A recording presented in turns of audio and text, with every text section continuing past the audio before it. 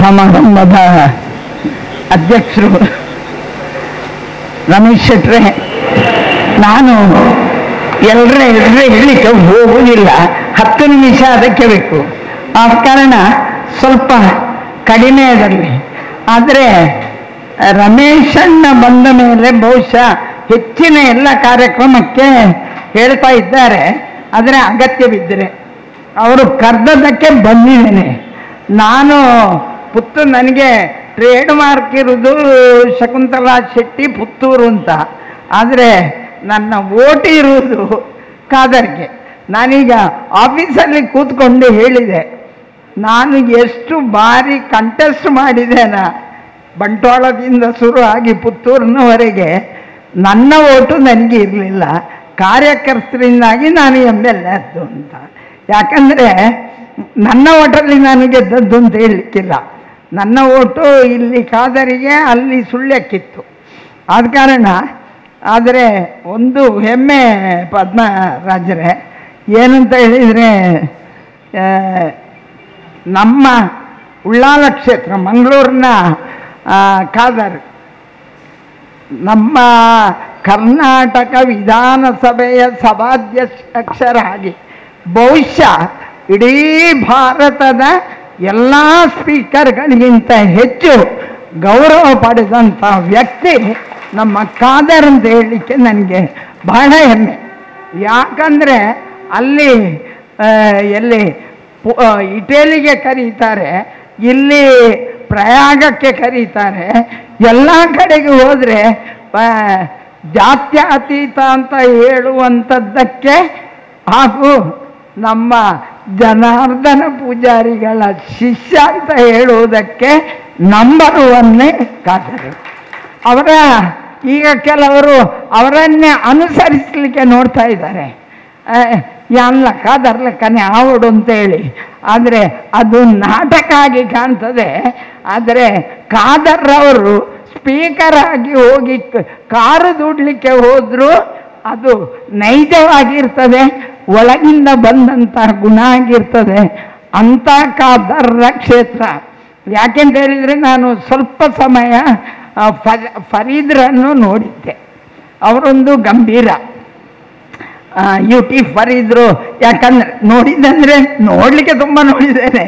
ಅವರು MLA ಆಗಿ ಬಹುಶಃ ನನ್ನ ಜೊತೆ ಒಟ್ಟಿಗೆ 2.5 ವರ್ಷ ಏನೋ ಇದ್ದರೆ, ಅದರಲ್ಲಿ 1.5 ವರ್ಷ ಬಂದಿದ್ದಾರೆ. ಮತ್ತೆ ಬರಲಿಲ್ಲ ಅವರು. ಮತ್ತೆ ಕಾದರೆ ಬರ್ತಾಯಿದ್ರು. ಮತ್ತು ಇವರೇ ಬೈ ಎಲೆಕ್ಷನ್ನಲ್ಲಿ ಗೆದ್ದರು. ಅಂತ ಫರೀದ್ರನ್ನು ಮೀರಿಸುವಂತಹ ಮಗ, ಅದು ಬಹುಶಃ ಮಂಗಳೂರಿಗೆ ಬಹುದೊಡ್ಡ ಕೊಡುಗೆ. ಅವರ ಕಾದರ್ ಇರುವವರೆಗೆ ನಮ್ಮ ಕ್ಷೇತ್ರ ಸದ್ಯದಲ್ಲಿ ಯಾರಿಗೂ ಅಲುಗಾಡಿಸಲಿಕ್ಕೆ ಸಾಧ್ಯ ಇಲ್ಲ ಅಂತ ಪ್ರಥಮವಾಗಿ ನಾನು ಅವರನ್ನೇ ಉಲ್ಲೇಖ ಮಾಡಿದ್ದು. ಯಾಕಂದರೆ ಅವರು ಬಂದ ಮೇಲೆ ಹೊಗಳಿದ್ರೆ ಮೋನೆಗೆ ತಕ್ಕ ಬಾತೇರಿಯರಂತ ಬೇಡ ಅಂತ.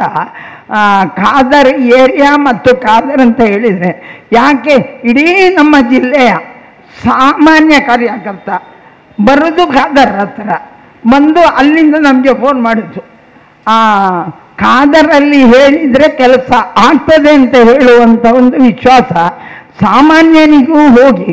ಬೇರೆ ಕ್ಷೇತ್ರದ MLA ಆಗಿದ್ದರು, ಸ್ಪೀಕರ್ ಬಿಡಿ, MLA ಆಗಿದ್ದು ಅವರಲ್ಲಿ ಮಾತನಾಡಬಹುದು ಅಂತ ಹೇಳುವಂಥ ಧೈರ್ಯ ಇರುವ ಜನರಿಗೆ ಕೊಟ್ಟಿರುವಂಥ ಕಾದರಿಂದಾಗಿ ಇವತ್ತು ಇಷ್ಟು ಜನ ನೀವು ಅವರ ಪ್ರೀತಿಯ ಆ ಒಂದು ಇದರಲ್ಲಿ ಸೇರಿಕೊಂಡು ನಾಯಕತ್ವವನ್ನು ವಹಿಸಿಕೊಟ್ಟಿದ್ದೇನೆ. ಇವತ್ತು ಕಾರ್ಯಕ್ರಮವನ್ನು ಪ್ರತಿಭೆ ಇರುವುದು ಎಲ್ಲಿ? ಸುರತ್ಕಲ್ಲಲ್ಲಿ. ಅವರನ್ನು ಇಲ್ಲಿ ಕರೆದು ಎಲ್ಲೂ ಮಾಡಲಿಲ್ಲ, ಬಹುಶಃ ಜಿಲ್ಲೆಯಲ್ಲೂ ಮಾಡಲಿಲ್ಲ ಕಾಣ್ತದೆ ಅಲ್ವ ಪ್ರತಿಭಾ? ಅದರ ಮೊದಲು ಇಲ್ಲಿ ಯಾಕೆ ಮಾಡಬೇಕು? ಆದರೆ ಒಂದು ಹೆಣ್ಣು ಮಗಳಿಗೆ ಅವಕಾಶ ಸಿಕ್ಕಿದೆ. ಆಯೋಗದಲ್ಲಿ ಸಾರ್ವಜನಿಕರಿಗೆ ಉಪಯೋಗಕಾರ ಆಗುವ ಕೆಲಸ ಹಾಗೂ ಸಮಾಜಕ್ಕೆ ಒಳ್ಳೆಯ ಕೆಲಸ ಮಾಡುವಂಥ ಅವಕಾಶ ನಮ್ಮ ಜಿಲ್ಲೆಯ ಒಂದು ಮಹಿಳೆಗೆ ಬಂದಿದೆ.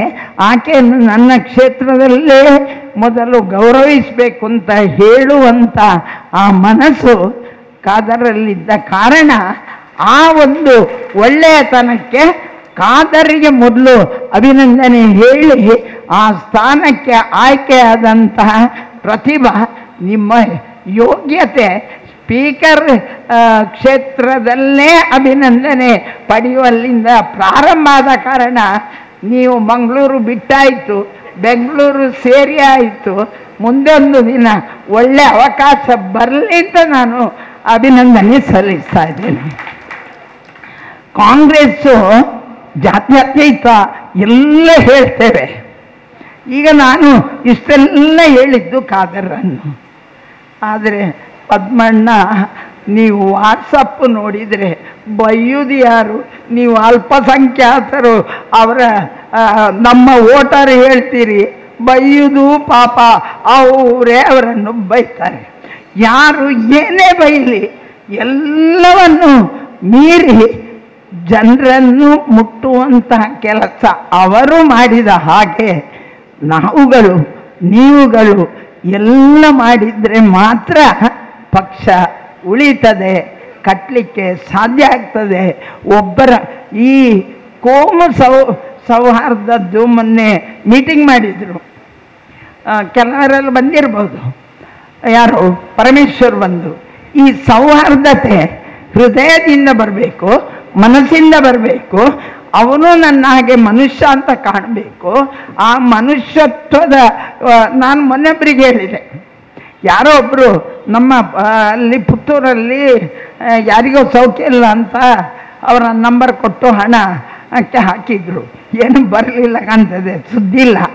ನಾನು ಹೇಳಿದೆ, ಏನು ಫಯಾಜ್ ಮಾಡೂರು ಅಂತಲ್ಲ ಒಬ್ಬರು 15 ಗಂಟೆಯಲ್ಲಿ 75 ಲಕ್ಷ ಮಾಡಿ ಕೊಟ್ಟಿದ್ದಾನೆ ಅಂತ ಹೇಳಿದರೆ ಹ್ಯಾಟ್ಸಪ್ ಹೇಳ್ಬೇಕಂತವರಿಗೆ. ಒಂದು ಅವ ಮುಸ್ಲಿಮು, ಆ ಮಗು ಅದು ಬ್ರಾಹ್ಮಣರ ಮಗು, ಹಿಂದೂ ಮಗು, ಅಂಥ ಮಗುವಿಗೆ 15 ಗಂಟೆಯಲ್ಲಿ ತರ್ತಾನೆ ಅಂತ ಹೇಳಿದರೆ ಹಿಂದೂ ಮುಸ್ಲಿಂ ಅಂತ ನಾವು ಭೇದ ಮಾಡುವವರು ಅದನ್ನು ಆಲೋಚನೆ ಮಾಡಬೇಕಲ್ಲ.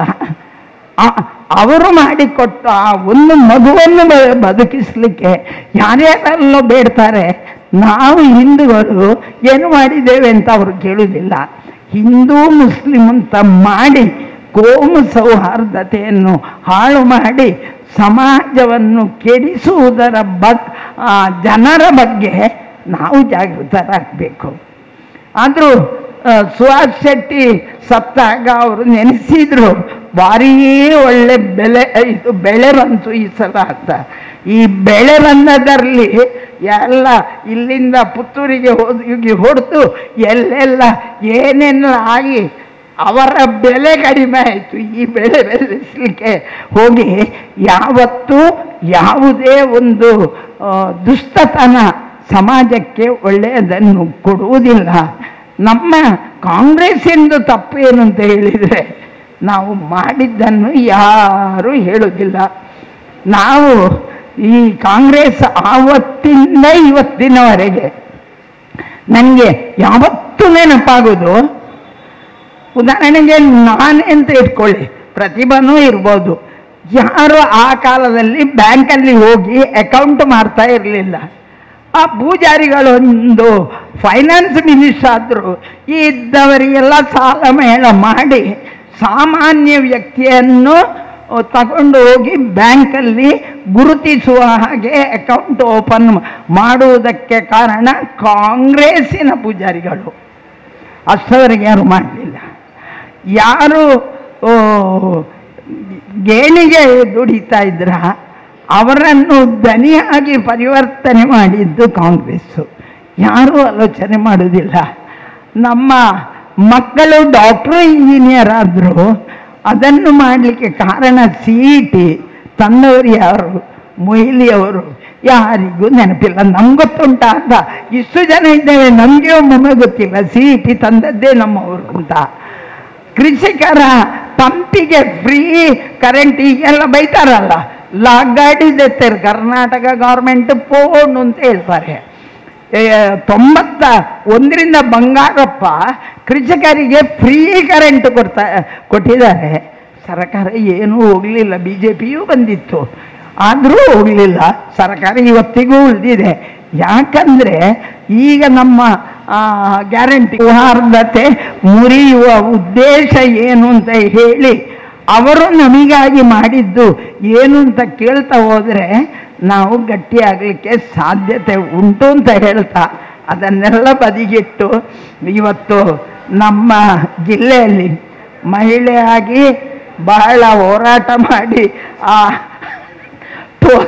ಟೋಲ್ಗೇಟಲ್ಲಿ ನಾನು ಹೋಗಿದ್ದೆ, ಫೈಟ್ ಮಾಡಿ ಏನೇನೋ ಮಾಡಿ ಎಲ್ಲ ಕಡೆ ಯಾರಿಗೂ ಅನ್ಯಾಯ ಆದಾಗ ನೇರ ಹೋಗಿ ಮಾತನಾಡುವಂತಹ ನನ್ನ ಪ್ರೀತಿಯ ಸೋದರಿ ಅವರಿಗೆ ಈ ಅವಕಾಶ ಒದಗಿ ಬಂದದ್ದು ಆ ದೇವರು ನಿಮಗೆ ಕೊಟ್ಟಂಥ ವರ. ಯಾರಿಗೋ ಬಂದದ್ದನ್ನು ನಮ್ಮ ಹೆಣ್ಣು ಮಕ್ಕಳು ಹೋರಾಟ ಮಾಡಿದ ಕಾರಣ ನೆನೆಸದೆ ಬಂದ ಭಾಗ್ಯ. ಅದಕ್ಕಾಗಿ ಪ್ರತಿಭಾ ಕುಳಾಯಿಗೆ ವಂದನೆಗಳು, ಅಭಿನಂದನೆಗಳು. ನಿಮ್ಮನ್ನು ಗುರುತಿಸಿ ಇಲ್ಲಿಗೆ ಕರೆದ ಎಲ್ಲ ರಮೇಶ್ ಶೆಟ್ಟಿ ಮತ್ತು ಇಡೀ ಬಳಗ ಅವರಿಗೂ ನಾನು ಅಭಿನಂದನೆಯನ್ನು ಹೇಳ್ತಾ ಇದ್ದೇನೆ. ಮತ್ತು ಅದರಲ್ಲಿ 18 ಹೆಸರಿದೆ, ಮತ್ತೆ ಅವರ ಅಲ್ಲದೆ ಆ 18 ಜನರ ಎಲ್ಲರ ಹೆಸರು ಗೊತ್ತಿಲ್ಲ ನನಗೆ. ಕೆಲವರದ್ದೆಲ್ಲ ಹೇಳಿದರು, ಕೆಲವರನ್ನು ಹೇಳಿ ಇನ್ನು ನಾನು ಒಂದು ಜಾತೀಯವಾದಿ ಆಗುವುದು ಬೇಡ. ಆದ ಕಾರಣ ಎಲ್ರಿಗೂ ಯಾವ ಹಿಂದುಳಿದ ವರ್ಗ ಇರ್ಬೋದು, ಅಲ್ಪಸಂಖ್ಯಾತ ಇರ್ಬೋದು, ಮಹಿಳಾ ಇರ್ಬೋದು, ಎಲ್ಲ ಘಟಕಗಳು ಒಂದಾಗಿ ಹೀಗೆ ದುಡಿದರೆ ಮಾತ್ರ ನಾವು ಯಾವತ್ತೂ ಗಟ್ಟಿಯಾಗಿರ್ತೇವೆ. ಗಟ್ಟಿ ಆಗಬೇಕು. ಯಾವುದೇ ಕಾರಣಕ್ಕೆ ಯಾರು ಇವತ್ತು ಸ್ಥಾನವನ್ನು ಬಿಟ್ಟು ಕೊಡ್ತೀರಾ, ಯಾರು ಇದನ್ನು ಪಡ್ಕೊಳ್ತೀರಾ, ಜೊತೆಯಾಗಿದ್ದು ಹಿರಿಯರು ಅಣ್ಣ ತಮ್ಮಂದರ ಹಾಗೆ ಅಕ್ಕ ತಂಗಿಯರ ಹಾಗೆ ಜೊತೆಯಾಗಿ ಇದ್ದು ಪಕ್ಷವನ್ನು ಕಟ್ಟಿ ಯಾರು ಬಂದರೂ ಮಂಗಳೂರು ಕ್ಷೇತ್ರವನ್ನು ಬದಲಿಸಲಿಕ್ಕೆ ಸಾಧ್ಯವೇ ಇಲ್ಲ. ಅದು ಪರ್ಮನೆಂಟ್ ನಮ್ಮದು ಅಂತ ಮಾಡುವಂತಹ ತಾಕತ್ತು ಎಲ್ಲ ನಮ್ಮ ಕಾರ್ಯಕರ್ತರಲ್ಲಿ ಇರುವಂಥದ್ದು. ದಯಮಾಡಿ ಯಾವುದೇ ಪದ್ಮರಾಜರು ಹೇಳುವಾಗ ಖಂಡಿತ ನನಗೆ ಒಮ್ಮೊಮ್ಮೆ ನಮಗೆ ಬಹಳಷ್ಟು ಎಲ್ಲರನ್ನು ನಾಮಿನೇಟ್ ಮಾಡಲಿಕ್ಕೆ ಸಾಧ್ಯವೇ ಇಲ್ಲ, ಖಂಡಿತ ಸಾಧ್ಯ ಇಲ್ಲ. ನಾನು ರಮೇಶಣ್ಣನಿಗೆ ಹೇಳಿದೆ, ನಮ್ಮ ಪುತ್ರರಲ್ಲಿ ಒಬ್ಬೊಬ್ಬರು ನಾನು 25 ವರ್ಷ ಆಡಕ್ಕ ಬೆಂದೊಂದೇ ಒಳ್ಳೆ ಓಟು ಬಣ್ಣಗ ಬರ್ಪೆ ಅಂತ ಹೇಳುವವರು. ನಮ್ಮಿಂದಲೂ ತಪ್ಪಾಗ್ತದೆ, ನಾಯಕರಿಂದ ತಪ್ಪಾಗ್ತದೆ. ಗೆಲ್ಲುವವರೆಗೆ ಜೊತೆಗೆ ಇಲ್ಲದವರು ಗೆದ್ದ ತಕ್ಷಣ ಚೀಲ ಹಿಡ್ಕೊಂಡು ಬಂದು ನಮ್ಮಿಂದ ಮುಂದೆ ಹೋಗಿ ಆ MLA ಮಂತ್ರಿಯೋ ಸ್ಪೀಕರ್ ಎಲ್ಲ ಅವ್ರದ್ದೇ ಜನ, ಅವ ಓಟಿಗೆ ಒಂದು ದಿನ ಹೋಗಿರ್ಲಿಕ್ಕಿಲ್ಲ. ಅಂಥವರು ನಮ್ಮೊಟ್ಟಿಗೆ ಇದ್ದು ಲಾಭ ಪಡೀತಾರೆ. ಅದರ ಎಡೆಯಲ್ಲಿ ನಾಯಕರಾದವರು, ಆ ಹಿರಿಯರು ಪಕ್ಷಕ್ಕಾಗಿ ತ್ಯಾಗ ಮಾಡಿದವರನ್ನು ಗುರುತಿಸಿ ಕೊಡಬೇಕು. ಒಂದೊಂದು ತಪ್ಪ ಆದರೂ ನೀವೆಲ್ಲದನ್ನು ಮರೆತು ಪಕ್ಷ ನಮ್ಮದು, ಪಕ್ಷ ಇದ್ದರೆ ಸರ್ಕಾರ ಬರ್ತದೆ, ಸರ್ಕಾರ ಬಂದರೆ ನನ್ನ ಮಾತು ನಡೀತದೆ ಅಂತ ಅದು ನೆನೆಸ್ಕೊಂಡು ಪಕ್ಷವನ್ನು ಉಳಿಸುವಲ್ಲಿ ಎಲ್ಲರೂ ಒಂದಾಗಿ ಕೆಲಸ ಮಾಡುವ ಅಂತ ಹೇಳ್ತಾ ದೇವರು ಎಲ್ರಿಗೊಂಥ ಶಕ್ತಿಯನ್ನು ಕೊಡಲಿ ಅಂತ. ಹಾಗೆ ಮುಂದೆ ನಮ್ಮ ಪದ್ಮರಾಜರು ಒಂದು MP ಆಗಿ ಬರಲಿ. ಹಾಗೆಯೇ ಪ್ರತಿಭಾ ಇನ್ನೂ ಎತ್ತರಕ್ಕೆ ಏರ್ಲಿಂತ ಶುಭ ಹಾರೈಕೆಯೊಂದಿಗೆ ಎಲ್ರಿಗೂ ಧನ್ಯವಾದ.